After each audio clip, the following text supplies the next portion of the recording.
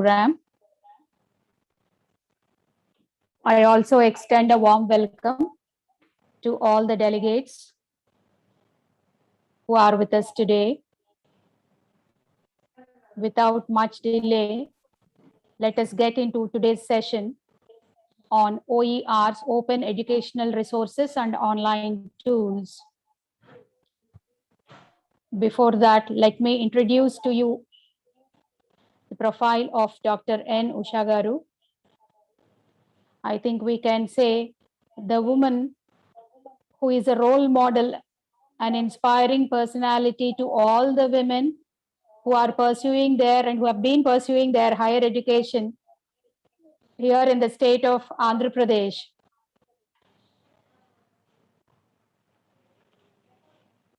Madam has completed her graduation from Maristella College, Vijayawada, in English Literature, and she has completed her MA from Central University, Pondicherry, followed by MPhil from the same university. And then she has received her doctoral degree from Sri Padmavati Mahila Viswavidyalayam, Tirupati, Hyderabad. She has started her career in 1996 as lecturer in the PG Department of English, Maristella College, Vijayawada, and then moved to the PG Department of English, PB Siddhartha College of Arts and Science, Vijayawada. She has rendered her services as senior lecturer and head PG Department of English, PB Siddhartha College of Arts and Science, Vijayawada from 2008 to 2009. And from 2009 to 2015, she has been the Associate Professor of English at Krishna University, Machilipatnam. And from 2015 till date, she is in the designation of Professor of English, Krishna University, Machilipatnam. Her administrative experience includes she worked as the convener of Krishna University Youth Festival, Krishna Tarang, in 2016-17 and 2017-18. She has been the organizing committee member of Krishna University Youth Festival, Krishna Tarang, from 2011 to 2016. She has been the head department of Telugu and also for the Department of English. She rendered her services as the coordinator for academic audit cell. She has also been the member of IQAC, Krishna University, and also the member of Research Council of Krishna University. She is the chairperson, Board of Studies, Department of English, Krishna University, cultural coordinator, Krishna University, and campus coordinator of Krishna University. From 2017 to 2019, she has been the vice principal of Krishna University, and from February 2019 to November 2019, she worked as the registrar of Krishna University and also as the principal, University Campus College, Krishna University. She has taught various PG courses in English literature, and her areas of interest include comparative literature and translation, literature of the Indian diaspora. She has taught research courses, and under her research guidance, 5 scholars have received their doctoral degrees. She has completed a MOOCs online course, certification course from Johns Hopkins University. She has developed content for various online programs. Her professional membership includes Indian Association for Commonwealth Literature and Language Studies, Comparative Literature Association of India, OUCIP, OU Center for International Program, LTI, and many more. She has attended various training programs, workshops. She has given many invited talks and plenary lectures, guest lectures, extension lectures, organized many seminars, delivered talks over the radio, and visited abroad to the University of North Carolina and Duke University under academic assignments. She holds professional recognitions like she is a member of the Doctoral Committee, School of Social Sciences and Languages, Vellore Institute of Technology, Vellore. Subject expert for the Intermediate Second Year Textbook Committee, Board of Intermediate Education in 2018-19. A resource person for Andhra Pradesh Human Resource Development Institute from 2017. And not the least, she is also interested in sports.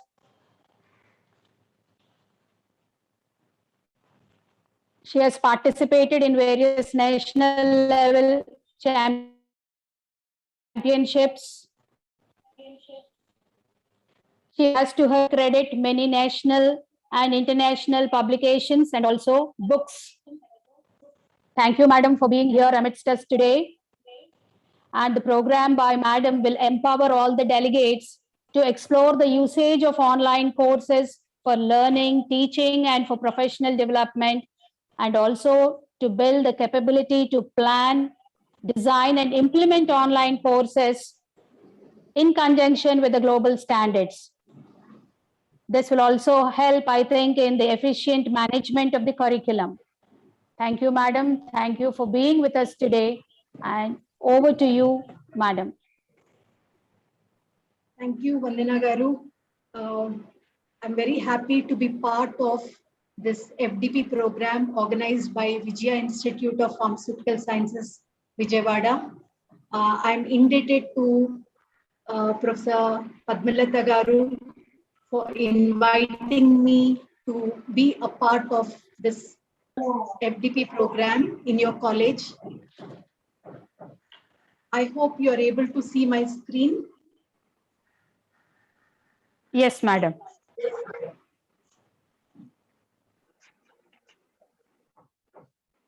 I'm happy to be a part of this program because I just love interacting with teachers who are of my fraternity. And this is an opportunity provided by the principal of this college to participate and lecture to the other teachers who are in different fields of knowledge like engineering, pharmacy, social sciences, humanities, so on and so forth. This is a wonderful opportunity for all of us to be here today. My session is going to be a synchronous session. It's not going to be one-way teaching. It's going to be an interactive session. And I do hope you'll all participate in this. Now, when we talk of online teaching or online resources, we have synchronous learning and asynchronous learning. What do we mean by synchronous learning? The best example is this interactive teaching learning program, okay, online learning program. After COVID, we are into synchronous learning, whereas asynchronous learning has been done by us for the last few years through MOOCs courses. I'm sure all of you would have done MOOCs courses, and you would have been also helping your students facilitating these courses in your universities or colleges. So that is asynchronous learning, where the teacher is in the background. The teacher shares the materials, okay, the online video lectures, and creates a quiz or assignments through online, and then helps the students to complete the program. So that is asynchronous learning, whereas synchronous learning is more online, participatory, and it really helps the students to clear their doubts immediately. Now,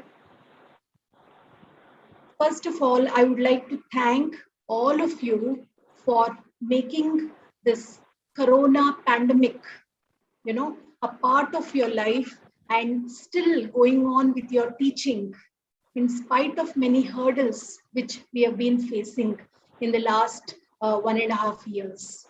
So teachers are also the frontline warriors, just like doctors and nurses. So thank you all. Now coming to English, we all need English to teach our subjects, our respective subjects. But when we look at English communication skills, we are not very ahead among the others. If you look at the best English speakers in the world, okay, we don't stand in top 5 or top 10 or even top 20. This is a question for all of us to ponder, because I see that in many of the technological universities, English is not given preference. In many of the engineering colleges and in professional courses, English is just sidelined, saying that English is not useful as a subject. But if you look at the students, the grassroots level students who are first generation learners and who come from agricultural families, they really need English communication skills to get ahead in whatever course they have joined.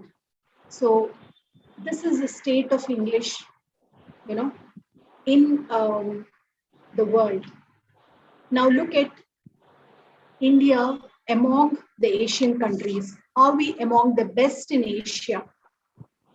India stands only in the 4th position after Singapore, Malaysia, Philippines, which are very small countries, maybe just like one of our states compared to India. And even among the Asian countries, we are only in the 4th position. So why is it so? Are we not neglecting English language? Of course, some of you may say, are we not neglecting our mother tongue Telugu? Definitely. We have to give importance to our mother tongue Telugu and then come to English, because English is the language of global communication for advancing our knowledge or for advancing our job or career prospects. So we need to really understand, and we as teachers have to definitely influence our higher authorities to make English as one of the basic subjects, especially in engineering or pharmacy or any of these professional courses. Because tomorrow when students excel in higher education or job, if you have seen in NAC or any of these inspection committees, just teaching them in the classroom is not enough. We need to look at the career prospects of the students, provide them training and job facilities, and also see whether they have gone for higher education or for jobs. And we need to track that placement also as part of our NAC, inspection. So where are our students? And what is the future of our students also is necessary. NAC or UGC has made it mandatory for all of us to track the progress of our students. And if our progress, if our institution or university's progress is important, we definitely have to give importance to English communication skills. Now coming back to the, fluency. Fluency is another aspect.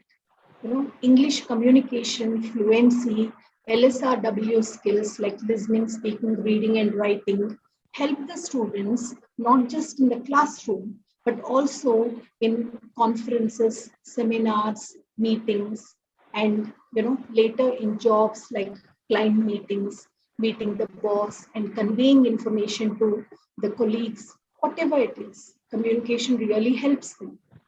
So we definitely have to give importance to this aspect of it.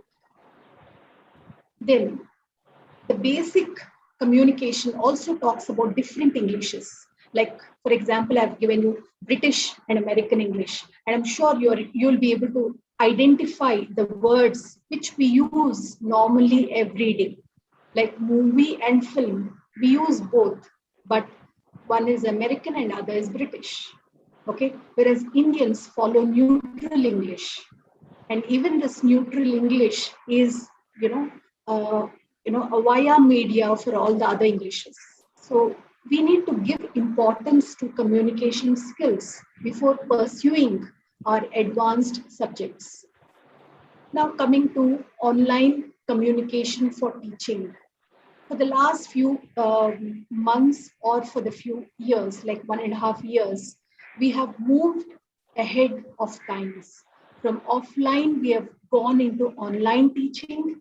We have learned new tools. We have learned, different softwares.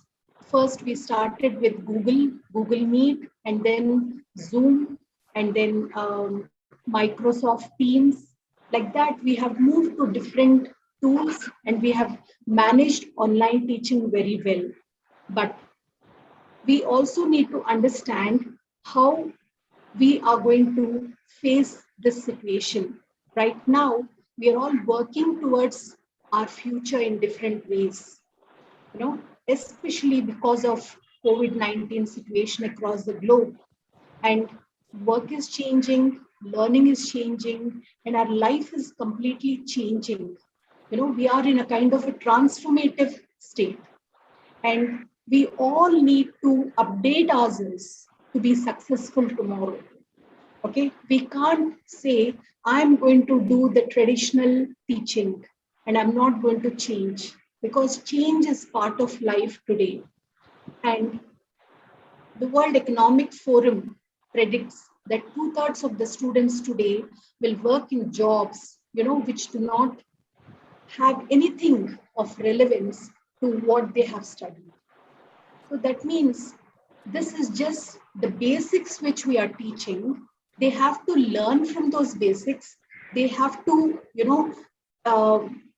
get ahead, learn new skills, and then move into fields which never existed before.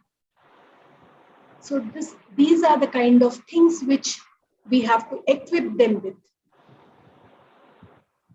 Are we really future ready? If we are future ready, we can equip our students with the future skills. But first of all, are we future ready? We need to understand that. Now look at the leadership. We are also teachers, we are also administrators, and we are also going to be the future leaders, as top administrators. But administration also really should have the vision to support us and motivate us. Because if you have seen some of these inspections, AICT or NAC or NBA or any of these committees and inspections, these aspects are very important. The leader who is in the forefront should inspire trust among the teachers, among the teaching and the non-teaching staff. Okay, and look at the the scores, how they fare. The leader should communicate effectively with all the staff. The leader should build effective teams. The leader should be transformative. Leaders who develop others through coaching and mentoring. One of our former vice chancellors of Krishna University, Professor Venkaya, he used to tell us, leadership is something like servant leadership. The leader should be a servant first. Servant in the sense, not a civil servant, but the leader should think right from making tea.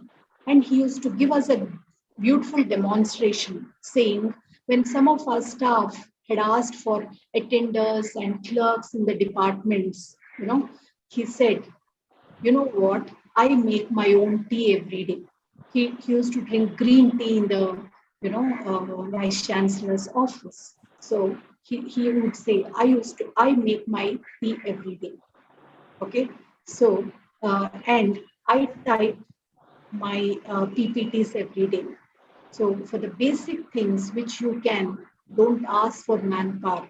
But if you need someone, for advanced things, definitely I'll provide you the manpower, but, not for the basic things. So, and he used to tell us that famous professors and famous academicians around the world, do their own things, they reflect on them, and they keep improvising them.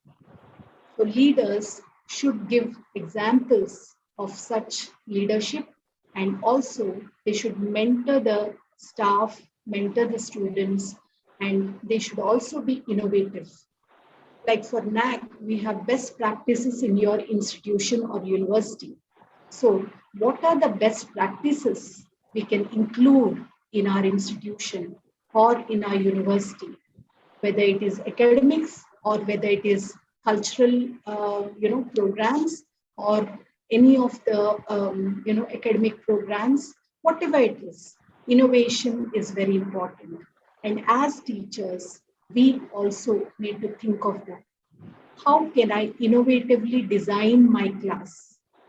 How can I make that 1 hour of teaching, happy, innovative, and how can I hold the attention of the students for that 1 hour? Because online teaching sometimes can be boring. So when we are doing this online teaching, we need to first of all go to the basics of OERs, Open Educational Resources. This OERs was coined in 2002 with the goal of exchanging ideas, knowledge globally, regardless of the geographic location. Obviously, today we are attending webinars, seminars, and online conferences throughout the world, and we have access to knowledge. So that was the idea of OERs when it was designed initially in 2002. And OERs are defined as any type of educational material which can be included in the public domain, with an open license. So they can be the PDF copies of the textbooks, syllabi, lecture notes, assignments, tests, projects, audio, video, animation, YouTube videos, anything. All that comes under the public domain, they are called as OERs. Now, OERs should be freely available. Why? Because the cost of students' education is very high in India and even in abroad. Okay, students, of course, in universities, in government universities, the government is funding the students through free education. But in private universities and institutions, they are collecting, huge amounts of money from the students to provide qualitative education. We can't blame the educators also, because in order to provide quality education, they collect money. But when it comes to educational resources like textbooks, and all this online resources, these are provided free of cost because it really helps the students. Open means open licensed, meaning they are public domain or copyright holder has abridged rights of eliminating barriers. CC is Creative Commons license. There is a website called creativecommons.org, which tells us about these licenses. Then course materials are freely available on the first day of the class, which really helps the students. OERs are important because they increase the retention, completion, and GPAs. They really help the students in getting a better GPA and CGPA. Cost savings are very high in OERs because if you take some of the statistics worldwide, students are able to save money through these open education resources. And of course, we also have these OER projects. For example, UGC or ICSSR really helps us teachers in funding these projects on OERs. You can develop your own OERs for your institution, and that would really help you to get a project and also showcase that in NAC or any of these assessments. Now, look at the format types. The text, video, images, like graphics, charts, tables, and photos, audio, animation, quizzes, games, multimedia, all these are the combination of OERs. And these OERs, the resources, they are useful in OER courses like MOOCs courses, learning objects, digitized library collections. In India, we have this NPTEL, which offers a number of online courses, and then Swayam, MOOCs, and then we also have the open textbook projects like ePathshala, okay?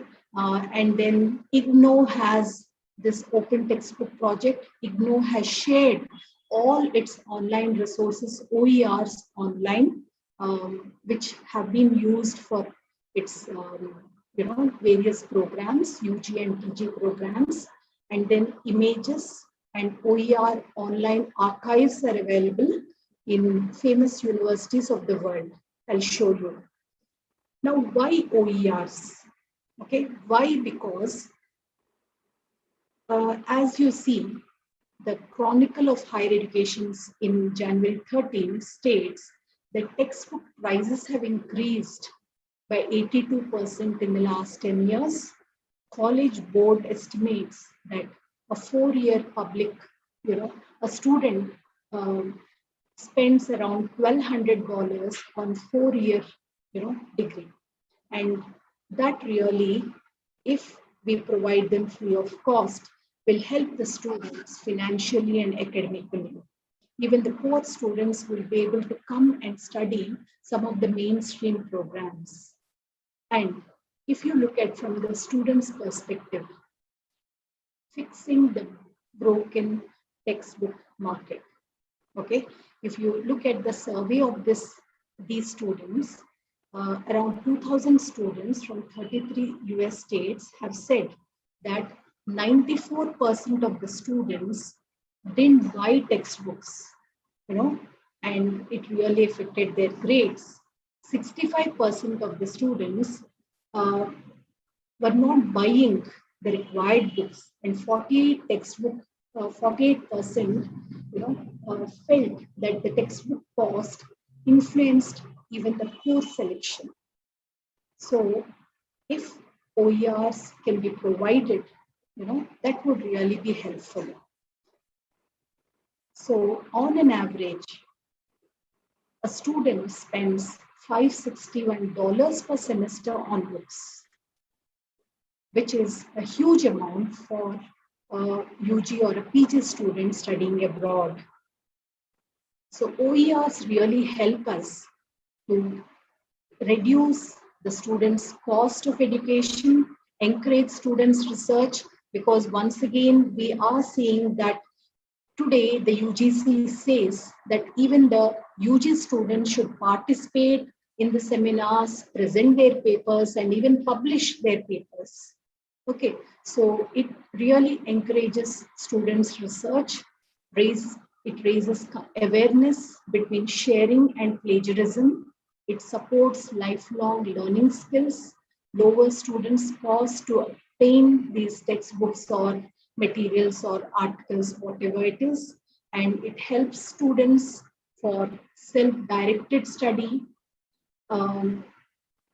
It also helps the students to remix and improve and redistribute OERs as part of an assignment, and students' research may be published in OER sites, and they also can bring awareness, on varieties of knowledgeable resources available.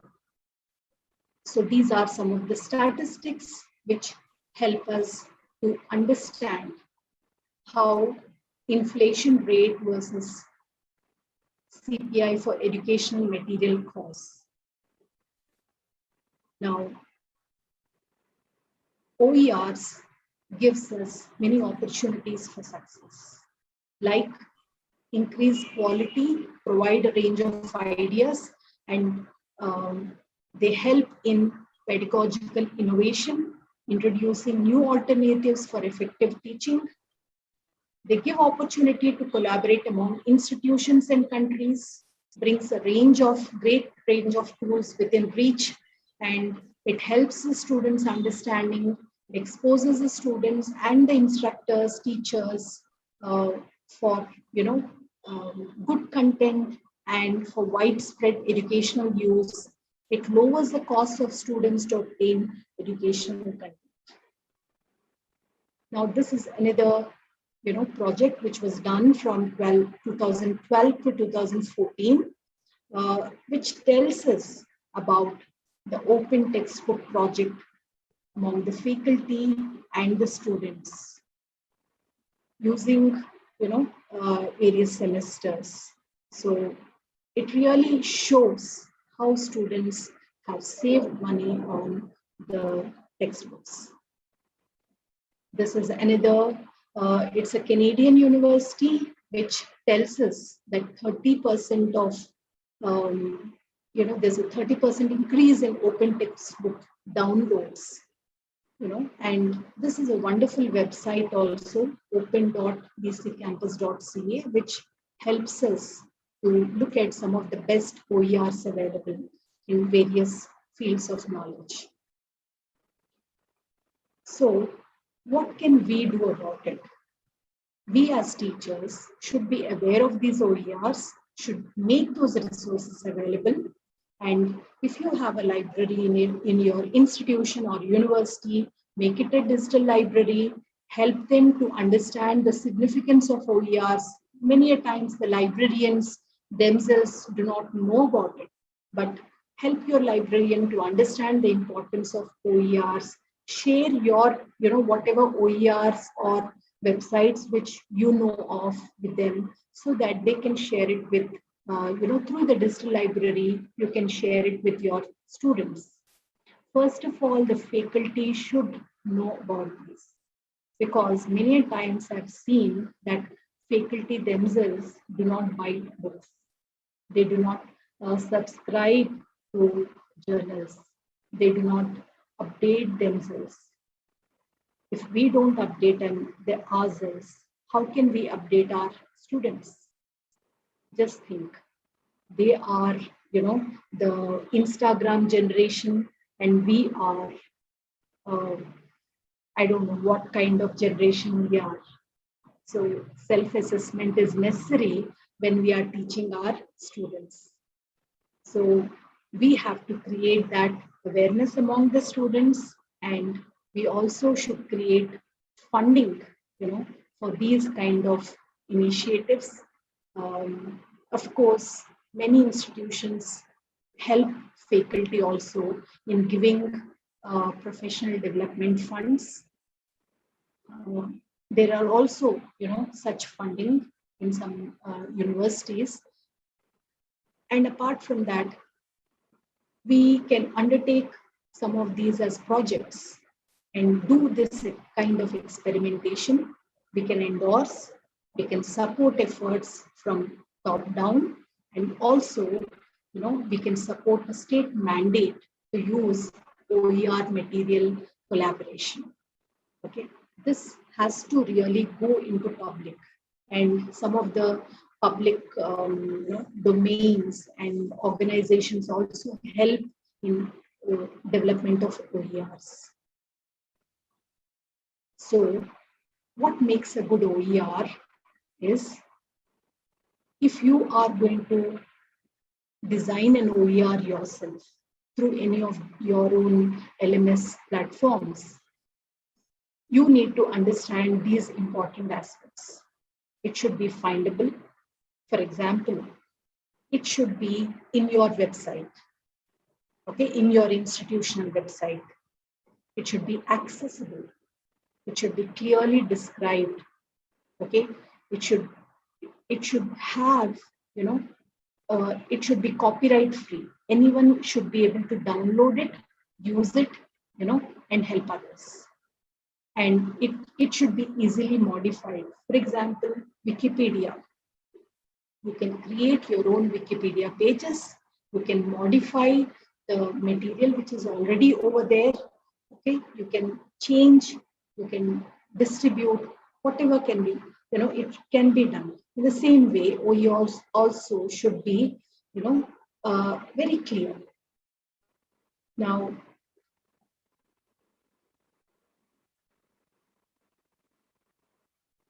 this is one open education resource.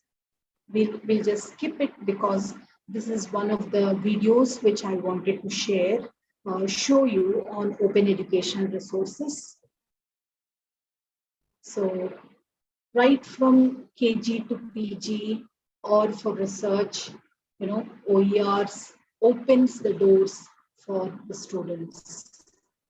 If you see KG, LKG, you have Byju's, wonderful programs, by some of these learning educational, apps. Some of the OERs, OER has this 5 Rs, that is reuse, retain, revise, remix, and redistribute. This is the original idea of an OER. Now, coming to OA, that is open access, and OER. This is just a distinction for you to understand.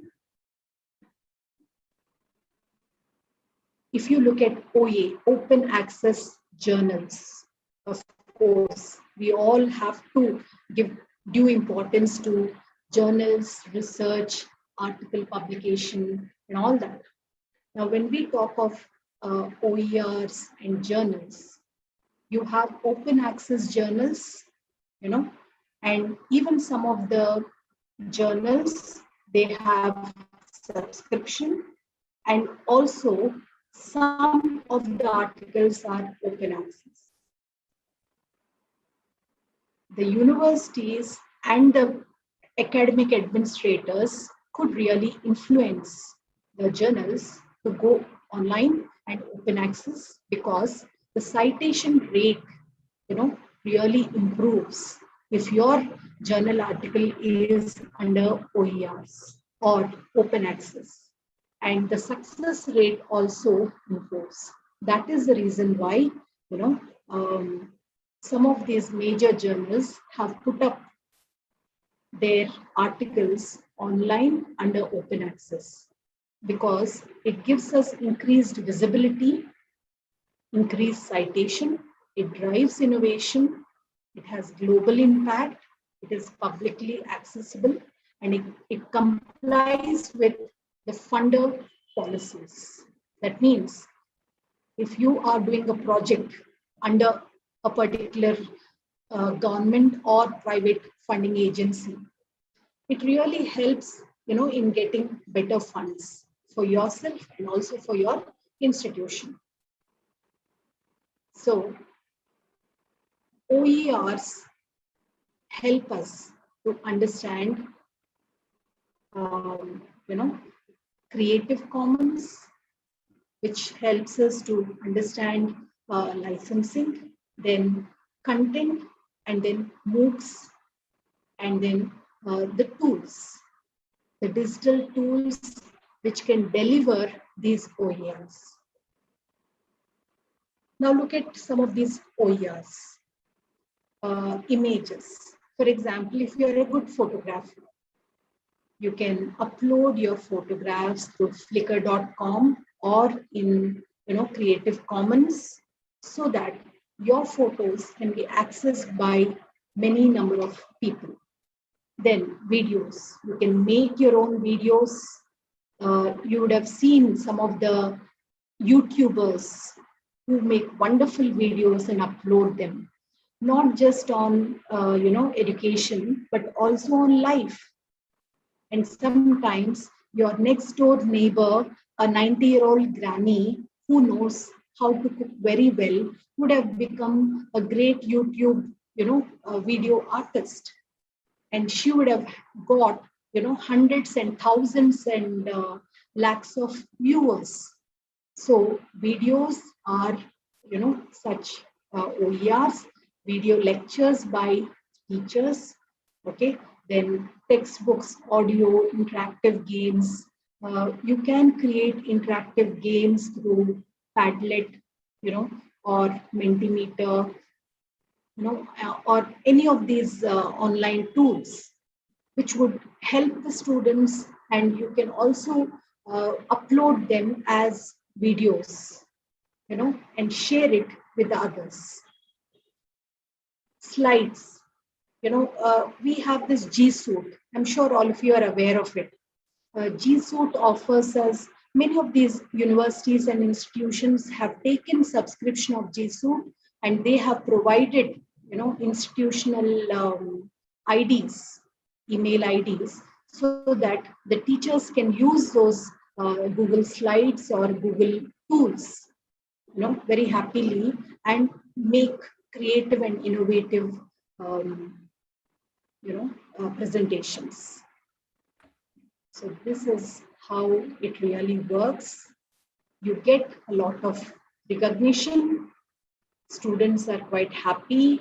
There is digital literacy, and also the marketing and external relations of the university or the institution also matters. So how can faculty use OERs? We can draw from the already existing resources. You can mix and match OERs according to your own innovative ideas. You can use, or repurpose some of these OERs, and you can explain them to your students.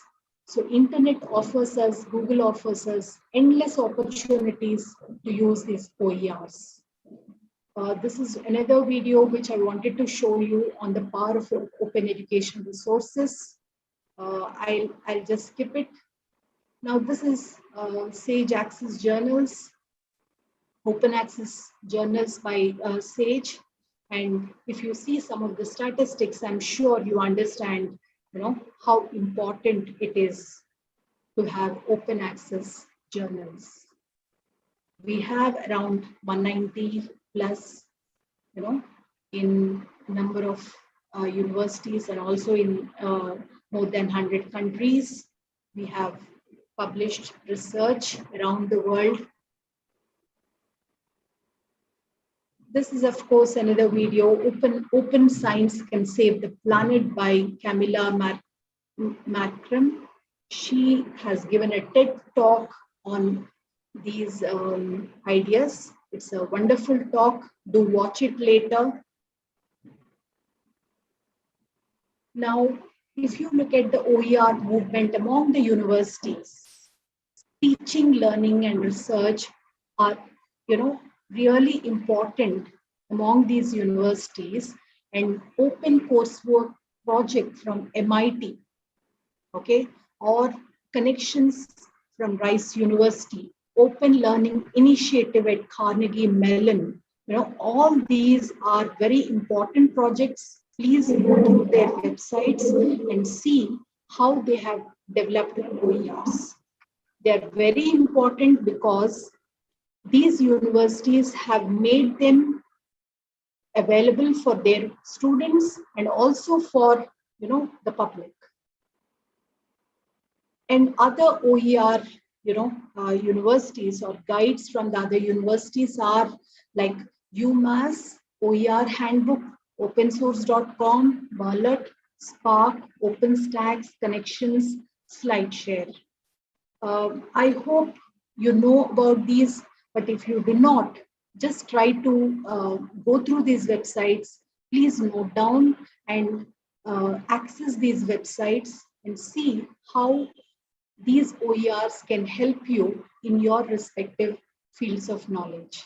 For example, there are virtual labs in some of these OER projects where you can show your students. Now, because of Corona pandemic, your labs are already closed, right? You can't really show some of these science experiments to your students, but there are some virtual labs which can be shown to your students. For example, look at this, Merlot, Multimedia Education Research for Learning and Online Teaching. It covers tutorials and simulations on various science subjects, not just arts, business, humanity, but also science subjects. and they provide these interactive and simulations, which helps us to understand and experiment better through, lab practical. And in the same way, you have connections from Rice University and MIT open source projects. So these are some of the websites and their logos. Open Textbooks by SUNY, then Open Textbook Library by Minnesota, Galileo, OpenStax. Now these are some of the internet resources for the online education resources. For example, these photos, when you are making a PowerPoint presentation or using them in your videos, you can download some of these photos from these websites. Of course, Wiki Commons, I'm sure you already know about it. Then Europeana, it contains digital objects. Gemendo is a wonderful site for tracks. Okay, FMA also. Then Tribe of Noise. These are tracks in the sense when you are making, through your LMS, when you are trying to make, a MOOCs program, a MOOCs, a resource for your students, or if you're going to develop your own course, you need these tracks for background music, for making them, making it a pleasant experience. So that really helps. Then, of course, you have PDFs, then articles, journal articles, then videos. You can incorporate videos into your course material in order to make it more interesting. So you have videos. All these are available. Please check, please note down, and please check, because in just 1 hour session, I can't really demonstrate all these websites for you.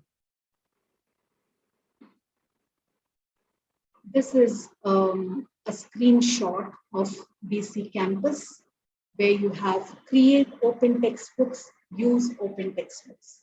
You can create and you can also use them. Like that, if you can develop your institutional website, with such learning resources, of course, you will get NAC A+. Now, these are some of the websites in India which help us in understanding these open access journals or books or resources. I'm sure you would have heard about these, okay? But I just wanted to once again brush your knowledge on that. Like SWAYAM, Directory of Open Access Journals, Directory of Open Access Books, NPTEL, Shodhganga. Shodhganga is about research. Shodhganga e-reservoir for Indian thesis, EPG Pathshala, Open Access Thesis and Dissertations. Then, of course, Project Gutenberg, Science Direct. Then you have some of the journals and their open access, websites like Taylor and Francis, Cambridge University Press, Spring Open, SWAYAM Online Courses, UG, PG, MOOCs, SWAYAM Prabha, then eShod Sindhu, etc., etc. So now you may think, why should we share our content with others? My answer is, why are you using others' content? If you're using others' content, you also have to share. Life is all about give and take. We are only taking things, we are not giving things. So just think about it. Only when we take things, we become more responsible and we need to give. And as teachers, it is always, good to give, to share our knowledge also with others. And if you really want to become a celebrity, an academic celebrity, you must create some of these YouTube, videos. You can create your own channel in YouTube free of cost. You can share those YouTube videos, and you can become, a star, an overnight star, even in academics. Now, a word of caution before starting your own courses. You have some of these licenses, which you need to take before you need to start. License in the sense, you have to create a license for yourself, like CC by SA. It is just, very small changes are there, but these are some of the licenses. CC by ND, CC by NC, CC by NC by SA, CC by NC by ND. Just look at these.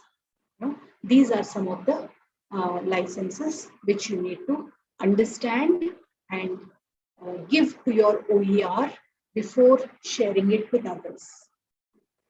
Public, if you are putting something under public domain, of course, you have the most freedom to do so. But if you're going to restrict it, you can use CC by NC by ND. It's not an OER, but still you can share it. So Creative Commons is a wonderful, important website which helps us to understand about OERs. Now, if you look at the awareness for among the faculty for these OERs, okay, from 2014 to 2018-19, okay, you see that there is 19% increase among the faculty in adapting these OERs. And of course, in the last 2 years, I'm sure there would have been more increase in this percentage, because today we are compelled to do so because of this COVID-19 pandemic. Now, this is for you to answer. Are you going to use these OERs, and are you going to really share them? This is how, or this is what the statistics say. So there are, of course, some of the challenges, like you should have very good internet access, you should have computer literacy, specific skills to understand and adapt these resources. Of course, if you're not from the computer science background, if you're from maths or science or humanities or social sciences background, you need to be aware of these tools and how to use those tools. I mean, you have to cross that digital divide, which is created between computer science faculty and non-computer science faculty, but I'm sure you can do it. If I, an English teacher, can do it, I'm sure you all can do it. So this is, a very good example. 85% of your financial success is due to your personality and ability to communicate, negotiate, and lead. And only 15% is due to technical knowledge. So just try to pat your back because you can do it. Now, these are some of the tools, the content, and the implementation resources. I'm sure you can understand them. The tools are the open source software for development and delivery of these resources, like CMS, wikis, H2O, Oslo, connections, Moodle, Sakai. Moodle is one of the very good LMS platforms to create your own content and design your own courses. In the same way, you have the learning resources from MIT, Marlot connections, wikis, Internet Archives, Google Scholar, and so on, and the implementation resources. or the licensing tools are like Creative Commons, GNU free, then you have SCOM, OKI, CMU design principles, etc. Now, if you are looking for English communication skills, especially for English communication skills, my personal experience has given me these, websites like guides, humboldt.edu, owl.purdue.edu, library, uhb.edu. These are some of the famous universities which have given, some open access resources. Austin, Portland, Purdue, all these universities. Now coming to a room of one's own. Virginia Woolf, a British writer in 1928, she talks about a room of one's own. She says, just imagine your house. A house has a hall, a kitchen, a master bedroom, a children's bedroom, a guest bedroom. Okay, but where is your place as a woman or as a lady of the house? Which space is yours? Of course, people would say the whole house belongs to her. Okay, but that is his story, not her story. As a woman, she also needs to have her own space, her own story, okay, her own identity, right? That is the reason why Virginia Woolf says a woman should have a room of one's own in order to write fiction. That is, she's talking specifically about women's writing. If a woman has to write, she needs to have a room of one's own. That is, solid space, solitary space of her own in order to write.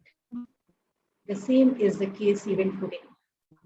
Women are not very good researchers. Why? Because women don't have that space for themselves. Women don't have the place for themselves and the time for themselves. The same time for every one of us.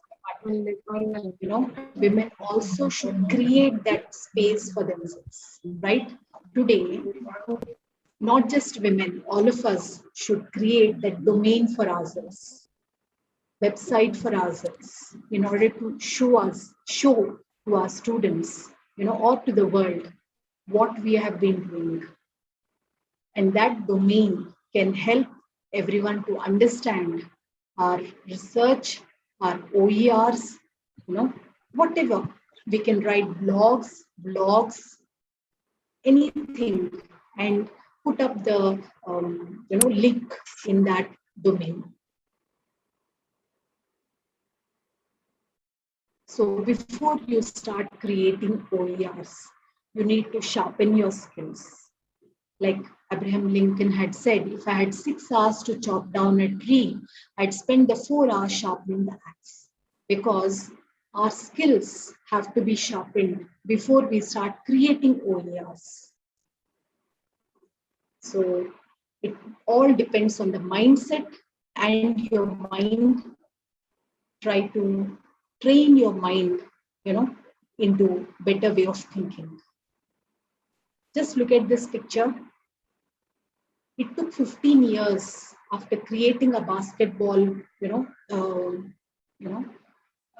this idea to create that hole. It took 15 years. Otherwise, they had to manually retrieve it each time from the basket. So let us move a little forward and be a little innovative in our approach. So these are some of the apps. I'm sure you know most of them, which really help you in your mobile or in your laptop. You can create some of these quizzes or interactive programs and share them with your students.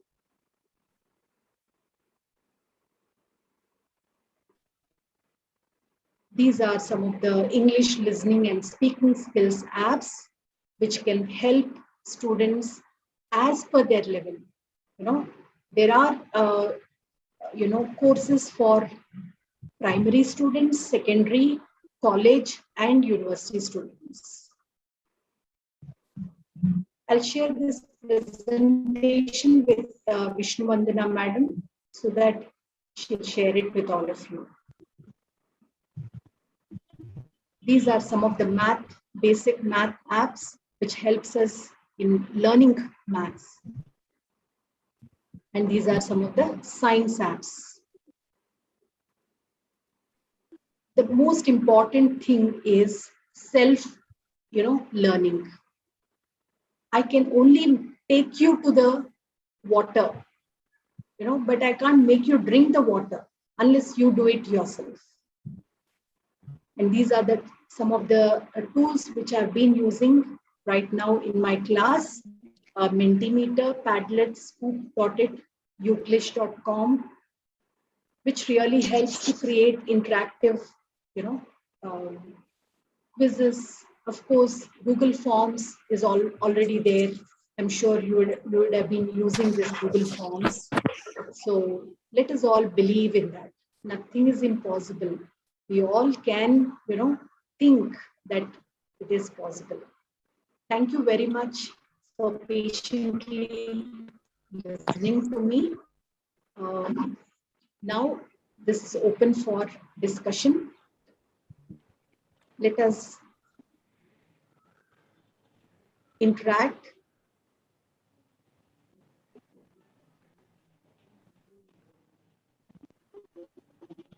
Good morning, Thank madam. you very much, madam. I request the participants now to Good morning, madam. share their right. Hello. Hello. Yes, sir. You may go ahead, sir. Good morning, Dr. Usha, madam.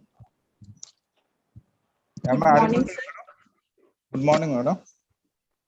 You have presented well, and one important aspect I like it very much from your note and mentioning. 85% of your financial is due to your personality and ability to communicate, negotiate, and lead. Shockingly, only 50% is due to technical knowledge. So what are maybe the technical tools, what are maybe the things, but the first thing is a teacher must equip with all the things, knowledge acquisition you have mentioned very nicely, madam. It's a fantastic, madam. I like it. At the same time, self-learning is very, very important. And you have mentioned many points. I have noted down each and everything. Every point has a lot of value and you have presented fantastically. So you should be the inspiration to the teaching fraternity. And I also thank Vandana madam and the team of Vijaya Institute of Pharmaceutical Sciences. And let me have one or two questions, simple questions they may be. Do we need license if we create OER, and how do we get it, madam? That's the only question. The rest of the things are very clear. There is no question of finding any doubts. You have mentioned OERs very clear. They are very much useful. And we must be thankful to this particular coronavirus because of this particular thing, we people learn all these things and we go for alternative of teaching. Otherwise, we may not go alternative. We people only prefer offline teaching. Offline teaching is very effective. At the same time, as far as your presentation is concerned, we have some expertise and we are able to take up the things and to cater the needs of the students also. It is necessary to motivate the students to habituate online teaching and using online tools, all these things. And even the teacher at the age of 50 years or 60 years or whatever maybe the years, each and every teacher is expected to get acquaintance with technology. Otherwise, there is no question of survival in this particular situation also, madam. Thank you very much for your wonderful presentation, madam. And also I thank the team of Vijay Institute. Thank you very much. I am from A. Srinivas Babu from Gayatri College of Science and Management, Srikakulam. Thank you very much, sir. Can you just repeat your question? How do we simply create, one thing, madam, do we need license if we create OER? How do we get it? This may be a simple question, but I would like to know. So we can apply to SWAYAM, UGC SWAYAM, and Okay. we can get. We need to first of all get permission from our institution's principal, Okay. and then through principal, through proper channel, we need to write to SWAYAM and get their permission. We need to specifically tell them about our course, how it is useful for the students, what level of students can access this course. So all that required, structure need to be presented to UGC, and then they'll give you the license to present it. Thank you, madam. Thank you very much. Thank you. Welcome, sir. Thank you. Any more questions? Participants, I request you to give your feedback. I request the participants to interact with me. I want you to answer my question. What kind of tools are you using right now in your online teaching learning program in your respective institutions? Are you aware of these online tools? And if you are aware, what kind of tools are you using along with your students?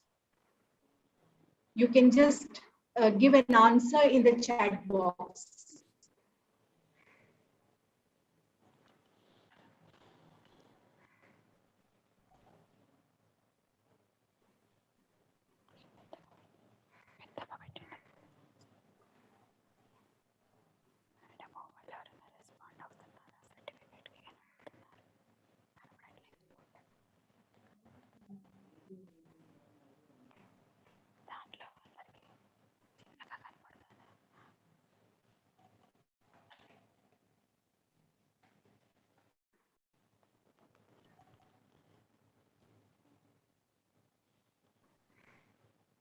Hello, participants. Kindly answer the question.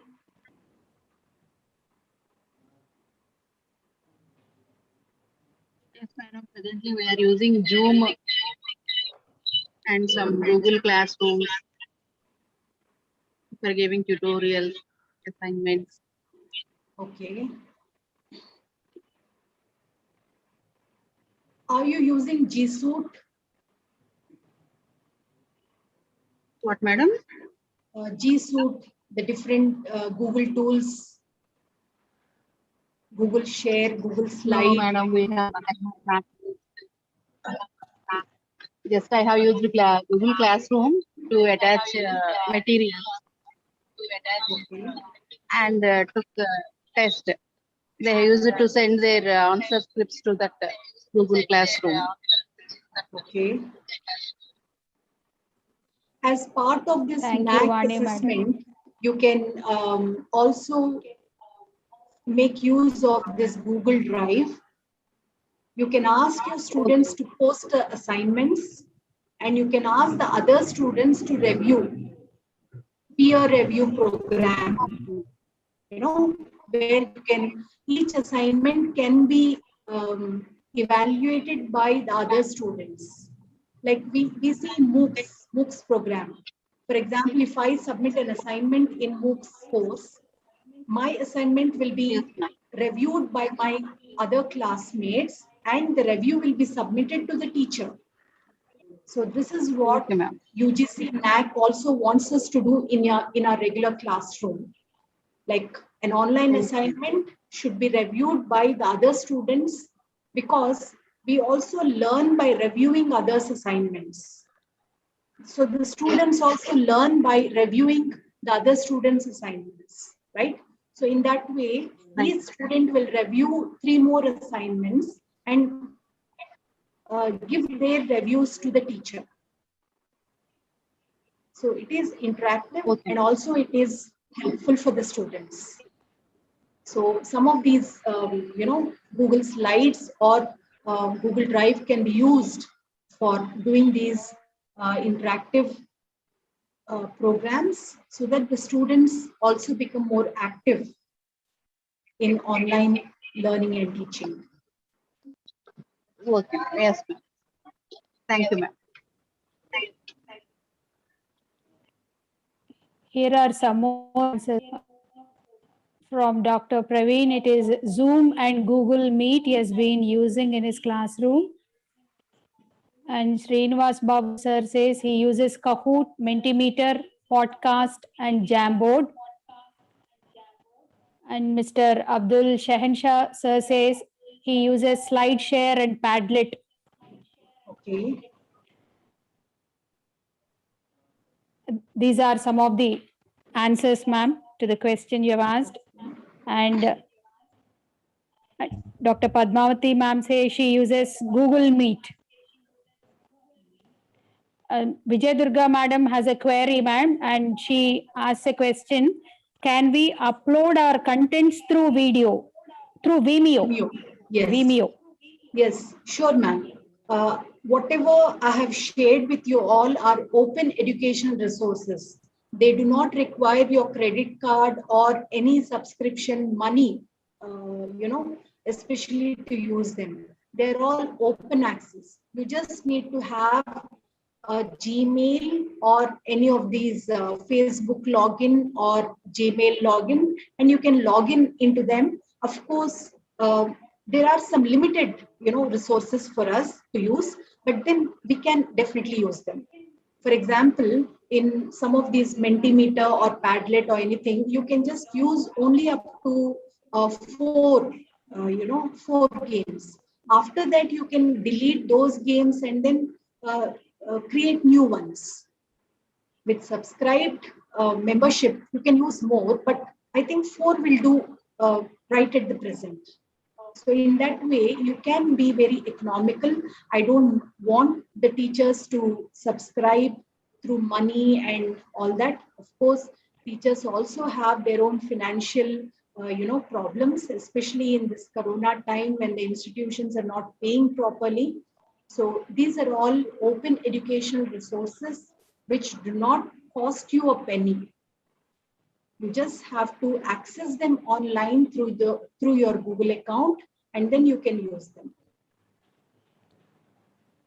Thank you, ma'am. And Mrs. Durga says she has been using Microsoft Teams in her classroom.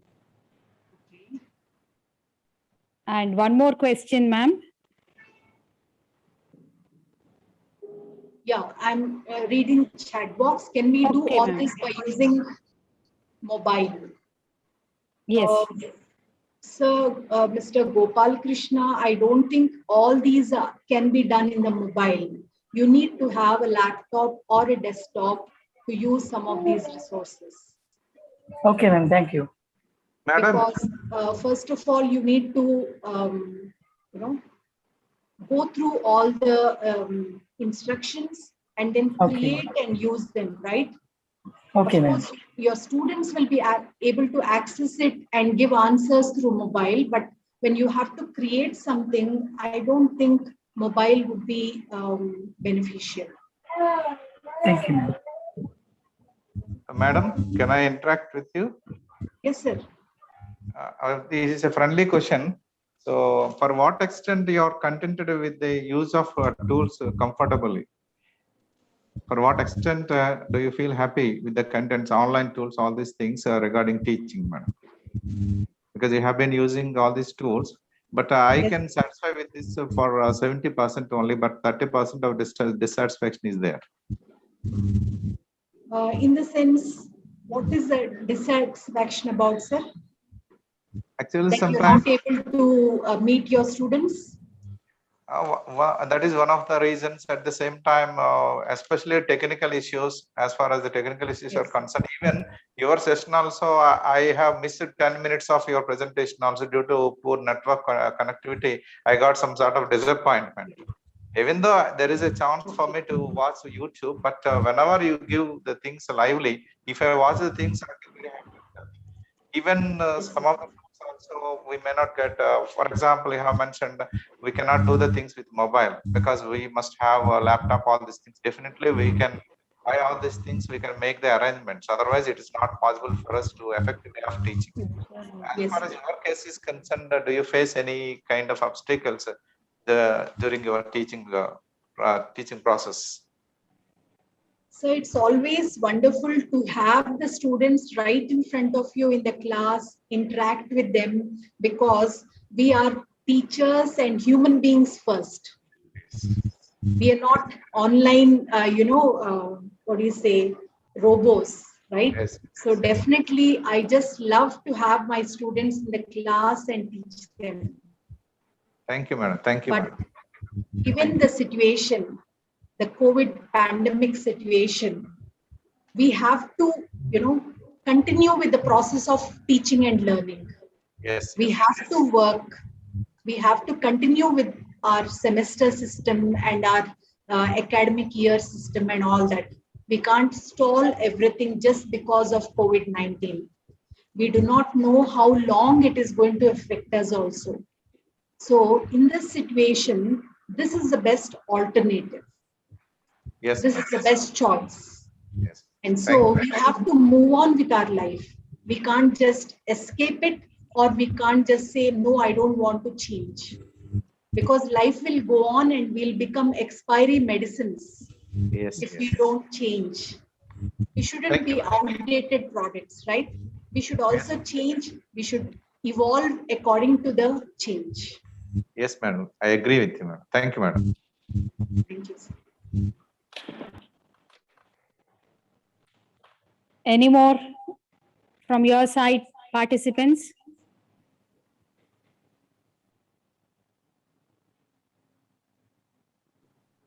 Thank you, madam. Thank you for that enlightening session. It would really help us not only to grow as teachers in the classroom, but also to become leaders